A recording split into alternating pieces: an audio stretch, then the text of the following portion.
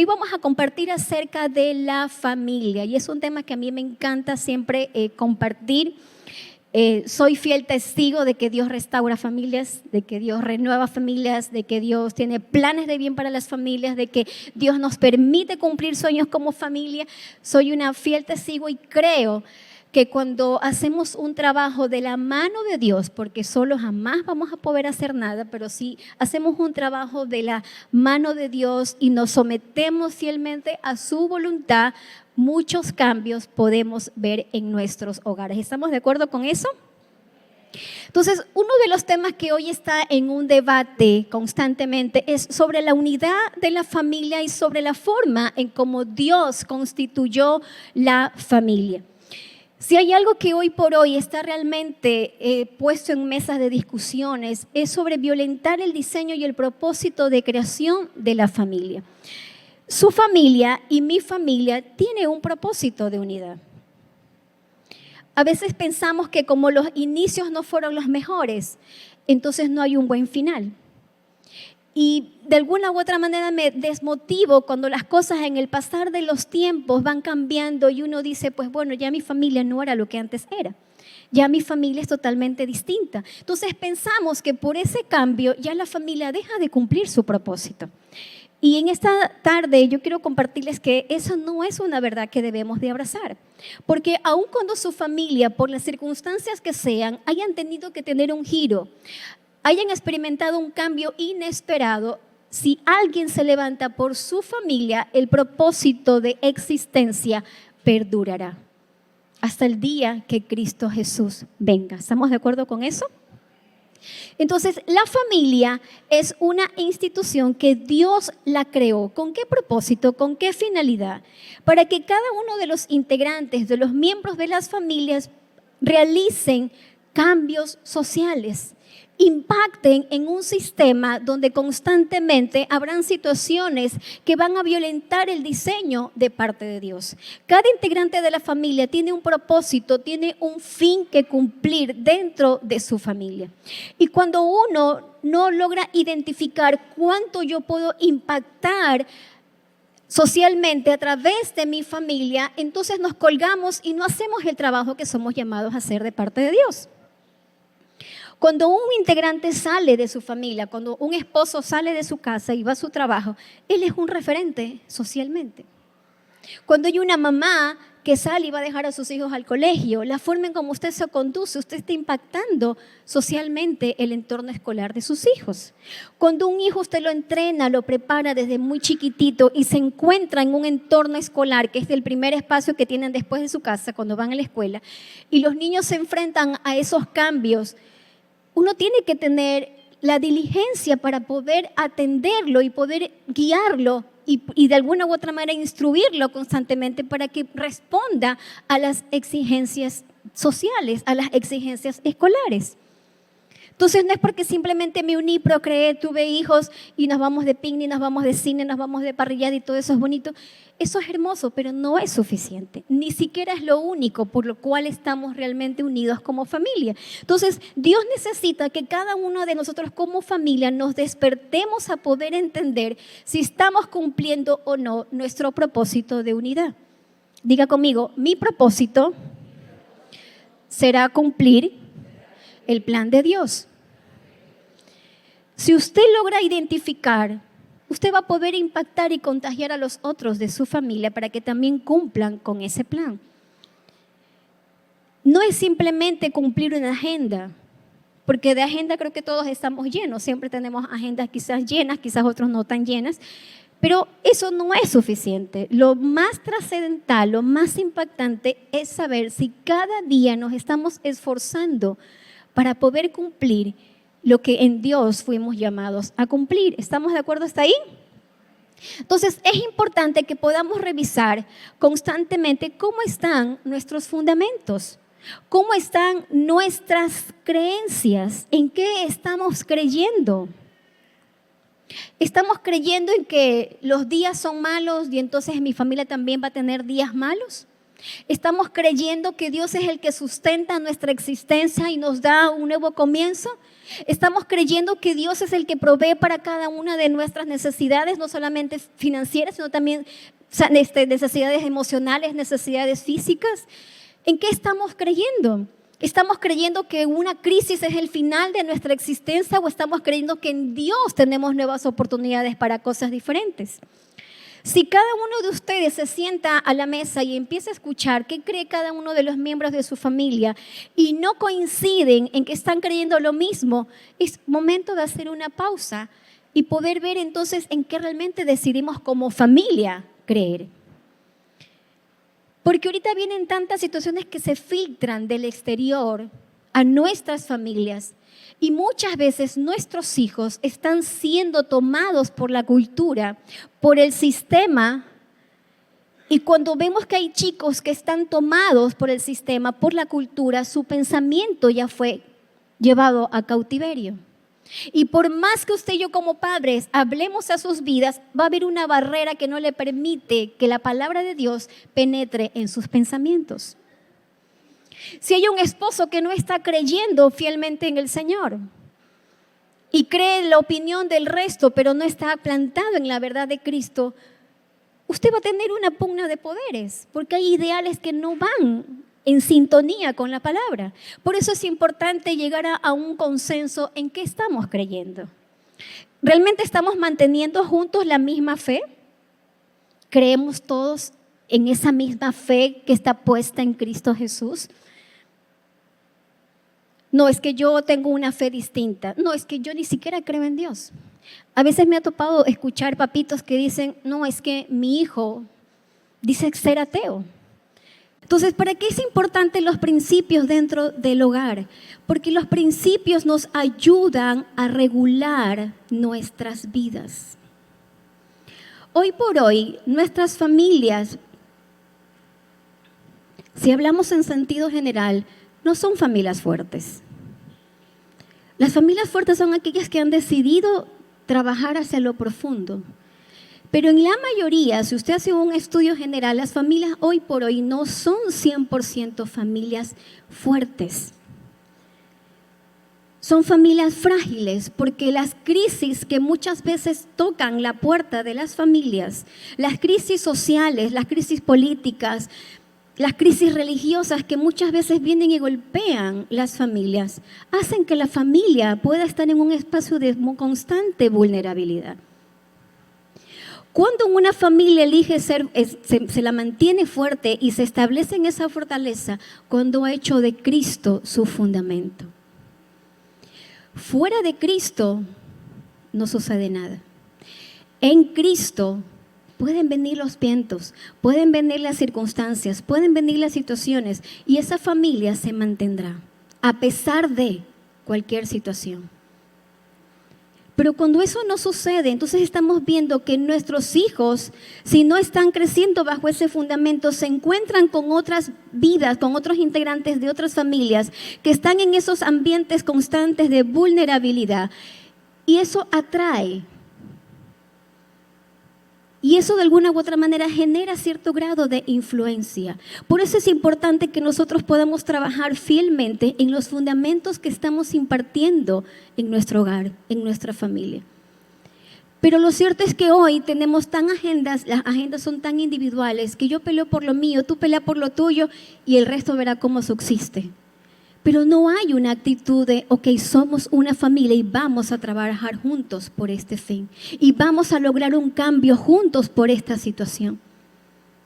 Entonces, la desunión es uno de los atentados más grandes que la familia hoy está viviendo. El vivir juntos en una misma casa, el compartir juntos en una mesa, una comida rica, el salir juntos a un fin de semana a una actividad recreativa, no le garantiza el poder de unidad en casa. Eso no nos garantiza. Y uno necesita entender lo que la palabra del Señor nos dice en Mateo 7:24. Por tanto, todo el que oye estas palabras, ¿cuáles palabras? La palabra de Dios, la palabra que está escrita, y las pone en práctica, es decir, algo que yo decido trabajarlo día tras día, perfeccionando aquellas situaciones en las que no soy realmente hábil, aquellas situaciones en las que yo no me siento realmente capacitada o entrenada, y las pongo por práctica, será considerado como un hombre prudente que supo construir su casa sobre la roca. Y cuando la palabra hace esta referencia, si tú construyes sobre la roca, eres una persona prudente. Si construimos fuera de la roca, ¿qué seremos entonces? Imprudentes, ¿sí? Entonces, la palabra prudente aquí tiene dos connotaciones o dos significados. Y la palabra prudente en este texto bíblico que les acabo de mencionar, tiene que ver primero con la persona que piensa y observa acerca de los riesgos posibles que pueden llevarle a su vida ciertas situaciones. Muchas veces hay riesgos que no provienen del exterior, sino que están dentro de la familia. A veces estamos más afanados por ver lo que viene de afuera y no de lo que proviene de adentro. ¿Y cuáles pueden ser esos riesgos? Y pueden pasar muchas ideas por nuestras mentes. Uno de estos riesgos puede ser situaciones acumuladas del pasado, temas que no los hemos resuelto, situaciones a las que no les hemos dicho adiós, ya no quiero que seas parte de mi familia porque me estás desgastando, porque me estás agobiando.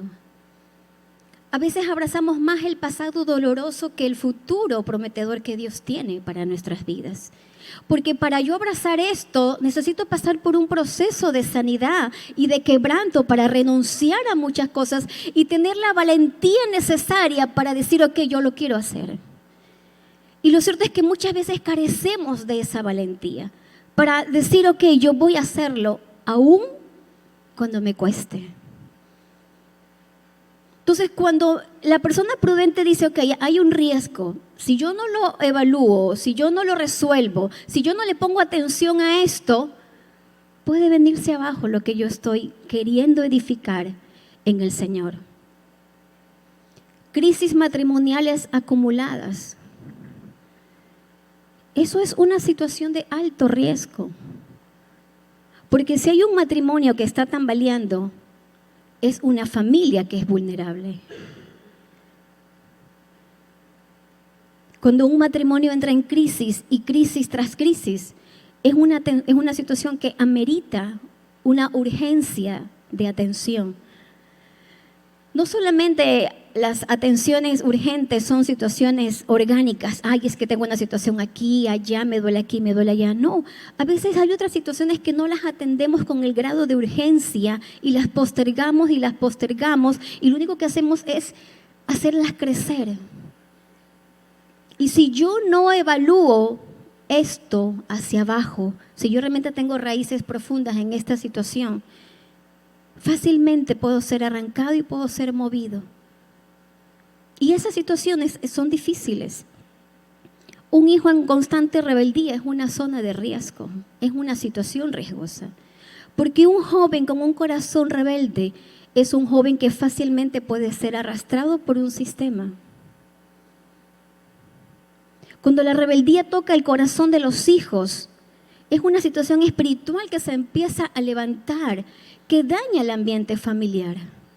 Porque por más que uno quiera hacer las cosas con tranquilidad y mantener la paz y mantener la calma, a veces estas situaciones de rebeldía hacen sacar la peor versión de uno. ¿No les ha pasado? Entonces uno tiene que desarrollar una actitud de contención y de mansedumbre que a veces no es tan sencilla, pero que uno necesita hacerlo para no dañar la paz mental de todo el mundo. Pero llega un punto en el que ya nos podemos sentir como un poco ya sobrecargados de la misma situación. Y uno dice, bueno, ¿hasta dónde? ¿Hasta cuándo? Esa es una situación de riesgo que puede afectar nuestras vidas. Una crisis constante en la economía. No hay un lugar donde uno dice, bueno, ok, ya este ha sido nuestro mejor año económico, nos hemos podido como que establecer y balancear. No, muchas veces hay situaciones financieras que vienen acumulándose y acumulándose y acumulándose y no logra la familia despuntar económicamente. Esta es una situación de riesgo que muchas veces la familia también está. Entonces, cuando pasan, y les estoy compartiendo algunas, pero de ahí la lista es muy, muy larga. Pero cuando uno empieza a detectar este tipo de situaciones que son como alertas que se empiezan a despertar en nuestras vidas, no es momento de huir, es momento de tomar acción. Y no lo podemos hacer solos porque no estamos 100% capacitados para poderlo hacer. Necesitamos la intervención urgente de Dios sobre cada área de nuestras vidas. Y cuando uno pide la intervención de Dios sobre cada una de esas áreas, Dios va a actuar en la medida de la disposición de nuestro corazón. En la medida de su actitud, de decir, ok, yo estoy dispuesto a renunciar, yo estoy dispuesto a ceder, yo estoy dispuesto a dar la milla extra, yo estoy dispuesto a ser prudente, yo estoy dispuesto a callar en vez de hablar, yo estoy más dispuesto a escuchar el consejo sabio y oportuno para mi vida. Cuando Dios empieza a ver que hay un espíritu diferente, que hay una actitud diferente de disposición, el poder de Dios empieza a intervenir de una forma sobrenatural. De una forma que no podemos muchas veces explicarlo, solamente disfrutar de la bondad y del bien de Jehová sobre nuestros hogares, sobre nuestras familias. ¿Estamos de acuerdo hasta ahí? Lo segundo que hace una persona prudente, lo primero es que mira el riesgo, sabe lo que puede venir y si no lo evalúa, si no lo atiende, pues obviamente estamos en una zona de peligro. Lo segundo que hace una persona prudente es que sabe adecuar y modificar su conducta, para no recibir más allá del daño ni provocar daño ante una situación. La persona prudente es aquella persona que se hace responsable de la forma en cómo actúa frente a una situación. ¿Qué es lo más común en una diferencia de pareja? Es que tú me provocaste y por eso yo reaccioné. Y no nos culpemos porque espontáneamente esa respuesta surge. Pero no decimos muchas veces, yo me hago responsable de esto. Esa parte nos cuesta aceptarla porque somos humanos. Y tenemos que ser honestos porque si no somos honestos no podemos realmente resolver situaciones en nuestras vidas. Entonces la persona prudente es la persona que sabe adecuar y modificar su conducta para que el daño que recibe, el impacto que recibe no genere un daño más grande del que ya de por sí está. Ni tampoco para que mi conducta genere un daño a los demás. Y eso no es sencillo. Si alguien lo ha hecho, me invita por favor y me explica para yo poder aprender también. Porque no es fácil. Porque somos más de reacción, somos más reactivos. Somos a veces como que nos aprestan un botón y tenemos ya una lista de respuestas y a veces uno dice, uy, creo que se me fue la mano, dije de más. Removí como 3 capítulos cuando solamente era un párrafo de esto. ¿Sí? ¿Les ha pasado? Y uno dice, ¿qué pasó? ¿Qué hice o qué dije? Algo está pasando, no tenemos todavía esa habilidad de adecuar y de modificar nuestras conductas. No asumimos ese grado de me comprometo y me hago responsable de esto. Entonces, en ese sentido, la pregunta que surge es, ¿cómo usted responde ante una crisis? ¿Cómo usted responde ante una situación que ha venido sobre su vida, sobre su familia? ¿Cuáles han sido esos recursos en los que usted dice, ok, mira, yo me valí de esto para poder salir, o sabes que nunca pedí ayuda? Y caí en la presunción de que yo lo podía hacer y lo único que hice fue hacer más daño del que ya había provocado. ¿Cuál es nuestra actitud? ¿Cómo respondemos ante ciertas situaciones cuando tocan la puerta de nuestra casa? Cuando hay un miembro de la familia que está afectado, no es solamente ese miembro el que está afectado, sino que toda la familia en sí se afecta. Hay momentos y situaciones que afectan nuestras vidas donde dar perdón es la primera opción que debemos de tener siempre sobre la mesa. El tener actos de misericordia cuando hay un miembro de la familia que dañó a la familia, que dañó las finanzas, que dañó la relación porque tomó decisiones que no estuvieron abrazadas por Dios. Y cuando el dolor uno lo provoca, uno muchas veces tiene que tener una actitud de mansedumbre y de humildad. Y la otra parte tiene que mostrar una actitud de misericordia. Tenemos que aprender a ser bondadosos unos con otros. Y ser bondadosos es hacerle el bien a otro, aun si no lo merece. El tener misericordia para el otro es tener la misma capacidad de misericordia que Dios tuvo cuando nosotros también estuvimos en una condición de pecado. Pero tener esta actitud solamente lo puede hacer la obra del Espíritu de Dios en nuestro corazón. Humanamente no lo podemos hacer. Porque siempre tenemos una conducta de autodefensa, de autoprotección. Pero Dios nos pide tener conductas adecuadas cuando situaciones provienen del exterior. El prudente sabe trabajar en sus debilidades para que cuando las situaciones vengan, entonces asuma un compromiso de valentía, de ser resiliente ante las situaciones. Si hay falta de prudencia en nuestros hogares, es tiempo de pedirle al Espíritu de Dios que trabaje eso en nosotros y que sea un recurso que podamos tener en nuestro interior para poder ser llamadas personas prudentes como la palabra nos enseña. Entonces, el prudente es aquella persona que actúa con responsabilidad. El prudente no es el que encubre sus faltas. Es el que dice, yo me voy a hacer responsable por lo que hice. Yo voy a tomar la primera toalla y voy a lavar los pies en mi casa. Yo voy a ser el primero que pida perdón y no voy a esperar que otros me digan, tienes que pedir perdón. Yo voy a dar ese primer paso. El prudente es aquella persona que asume nuevos compromisos cuando los que en un momento decidió tenerlos los rompió. Entonces la persona que es prudente asume nuevos compromisos y dice, ok, me voy a comprometer una vez más. Pero saben, no puedo solo, necesito la ayuda de los demás para poder avanzar también en este compromiso. Eso habla de la humildad del corazón. Y necesitamos ser familias humildes para reconocer hasta dónde podemos llegar, hasta dónde tenemos que pedir ayuda y hasta dónde tenemos que dejar la intervención de Dios en nuestras vidas. Y esas situaciones no siempre son fáciles, no siempre son sencillas. Cuando una crisis viene a nuestro hogar, a nuestras vidas, a nuestras familias, las crisis pueden fortalecer la unidad de la familia o pueden simplemente poner en evidencia cuán débiles y cuán frágiles podemos llegar a ser.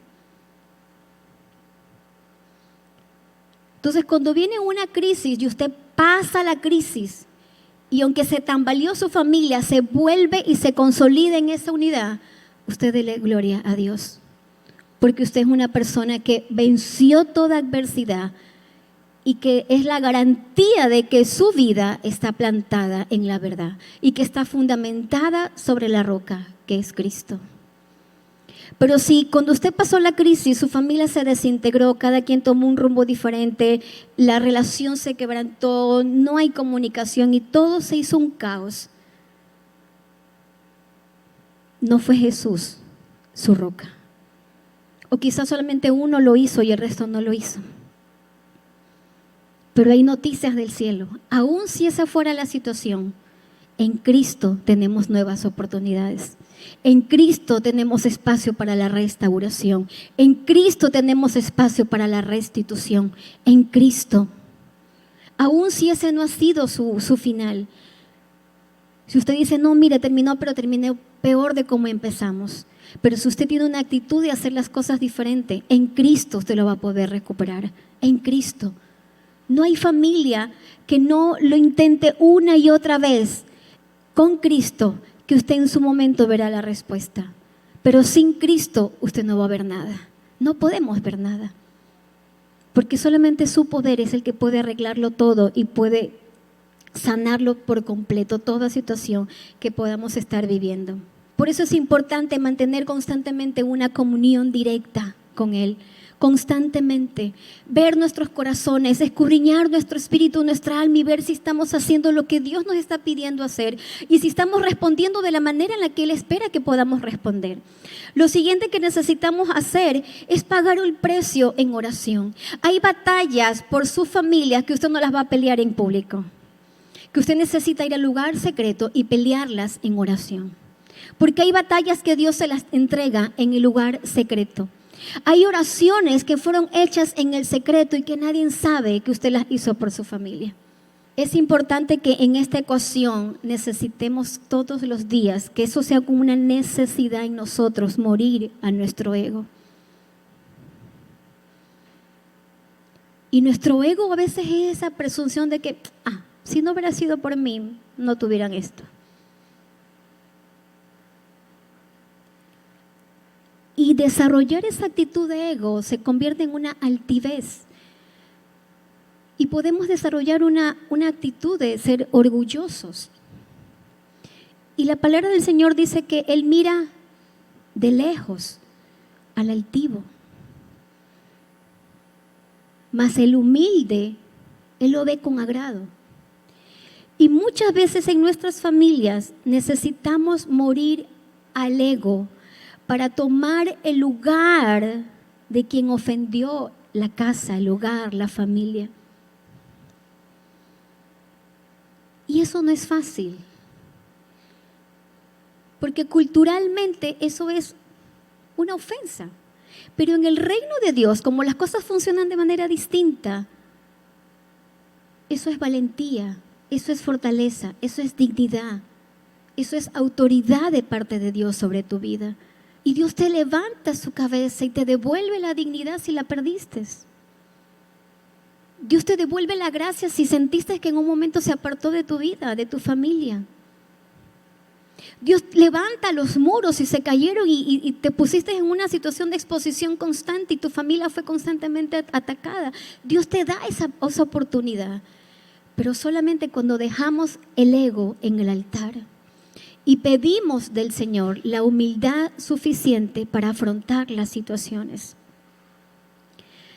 Cuando uno decide levantar una muralla de protección sobre su familia, esa muralla de protección es cuando dicen, si ellos no te perdonan, yo decido hacerlo. Si ellos no son compasivos contigo, yo decido mostrarte compasión. Si alguien no te quiere extender la mano, yo te extiendo tu mano para que te vuelvas a levantar. Si alguien pensó que ese era tu final, yo te digo que no, que eso es una pausa en tu vida, porque tu final solamente Dios lo tiene en sus manos. Lo siguiente que debemos de hacer es quitar de nuestra mente ese pensamiento de ser víctimas de toda situación. Las familias necesitan estar más llenas de superhéroes. Porque la persona que está en una actitud de víctima no tiene capacidad para responder. No tiene esa habilidad para decir, ok, voy a hacer esto, voy a hacer aquello, porque está sumergido en un dolor. Y mucho tiempo sumergido en un dolor trae enfermedad, trae tristeza, trae depresión, trae quebranto en el espíritu. Las defensas se les bajan, se enferma y etcétera, y etcétera, y etcétera. Y así una lista enorme de situaciones. Entonces necesitamos entender cuáles son los beneficios que yo puedo traer a mi familia si yo cambio de actitud.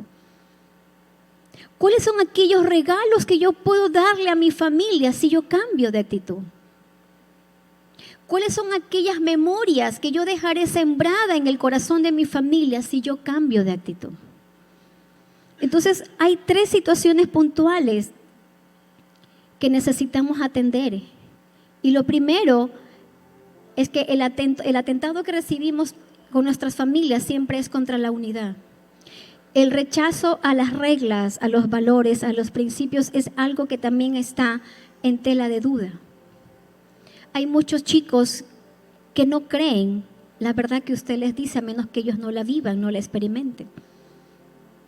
Y esa es una situación en la que yo personalmente, por mucho tiempo, habrán sido varios años en los que yo oraba fielmente al Señor y le pedía que como familia estuviéramos en una unidad de acuerdo en una misma fe. Porque aunque mis hijas crecieron en la iglesia, no siempre abrazaron las mismas verdades. Y cuando yo empecé a escuchar los comentarios y en conversaciones triviales, yo decía, aquí algo como que no me huele bien, algo como que no está bien. Entonces empecé a darme cuenta de que para cada una de ellas no había sido la misma experiencia con Jesús. Entonces yo empecé a orar para que el Señor nos diera claridad y saber cómo hacerlo, cómo hacer ese trabajo de acercamiento de mis hijas hacia la verdad en Cristo para que su vida pueda ser influenciada por Él. Y pasamos por muchas montañas rusas, por muchas situaciones, hasta que empecé a ver que una de ellas decía: mami, yo ya sé quién es Jesús en mi vida. Él se me reveló a mi corazón. Ese Dios del que tú me hablabas, ahora yo ya lo conozco de cerca. Y eso no fue sencillo. Al principio trajo mucho dolor a mi corazón, porque uno da por asentado que todo el trabajo está bien hecho y podemos caer en la presunción. Pero cuando yo me estrellé contra esa escena, yo dije, algo está aquí llamando mi atención. Y pasó mucho tiempo hasta que yo vi el cambio en su corazón. Más aún cuando lo respondió y dijo: este Dios del que ustedes me hablan, ahora es mi Dios también. Y como familias necesitamos levantarnos para tener actitudes diferentes. Salmos 127, 1, 12, con esto voy terminando. Dice: si el Señor no edifica la casa, en vano se esfuerzan los albañiles. Si el Señor no cuida la ciudad, en vano hacen guardia los vigilantes. En vano madrugan ustedes y se acuestan muy tarde para comer un pan de fatigas, porque Dios concede el sueño a sus amados. Si el Señor no es parte de su edificación, nada puede suceder. Si el Señor no está renovando nuestro amor en la familia, nada está sucediendo. El amor es un recurso renovable que nuestras familias necesitan experimentar. Pero cuando usted desarrolla una relación especial con Dios, usted puede dar una calidad de amor a los suyos. Pero cuando no desarrollamos esa relación con Dios, el amar se nos hace difícil, se nos hace una tarea pesada. ¿O no les ha pasado a ustedes? A veces uno dice: ay, Señor, enséñame a amar a tu manera.